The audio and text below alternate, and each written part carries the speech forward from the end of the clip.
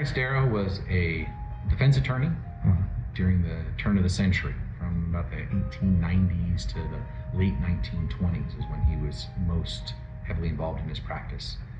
His early career was focused mostly in the labor movement, assisting unions and pushing back against large corporations.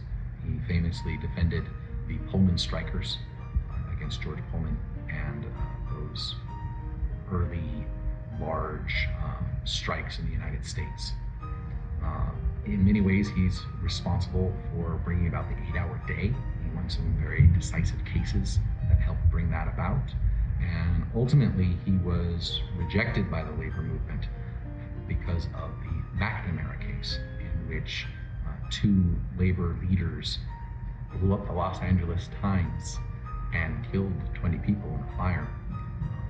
He defended them at first and realized as he was going through the case that they were in fact guilty.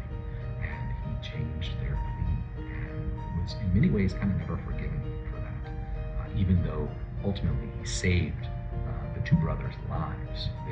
He was convinced they were going to lose and they would be hung as a result. But by pleading guilty, he was able to save their lives. After he went from the labor movement, he got heavily involved in civil rights, early civil rights, so you're like pre-1920s. Dr. Ossian Sweet was a doctor that he defended who had fought off a mob when that doctor moved into an all-white neighborhood, and a group of folks decided they didn't want him there and tried to mob his house and tried to harm his family, and he fought back and was charged with murder in the first degree. Mr. Darrow was able to get them off of that charge. He's probably most famous for his work in the Scopes monkey trial, when in Tennessee, where it was actually a crime to teach evolution in the school, a teacher decided to do so, going against that ordinance. And Darrow famously cross-examined one of the prosecuting attorneys as an expert on the Bible, and in many ways kind of pushed back against fundamentalism and biblical literalism, and that was the only thing that could be taught in schools. He actually lost that case, but because of the nature of the trial, it was so hot that day that they actually had the cross-examination done outside, so there were about 1,000 people watching. The result of that was a heightened awareness of what was going on in education at that time, and a steady pushing back against some of those fundamentalist elements in schools, bringing about more secular, more science-based education, which, some people thought was a good idea and other people not as much.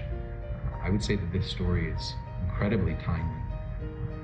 A lot of the issues that he was dealing with around the turn of the century are really rearing their heads up once again. And I think his story is really going to speak to a lot of folks. It is a one-man show, so I'm up there talking the whole time. But the script is incredibly dynamic in terms of this reflection that he's having on his life and the different people that he interacted with and the different events that he was witness to. And the writing is incredibly powerful. And even though it's just me up there talking, it gives a very solid pace. I don't think people are going to be bored. I don't think people are going to check out. I think they're going to be really interested in this man's story and the experiences that he's going to relate.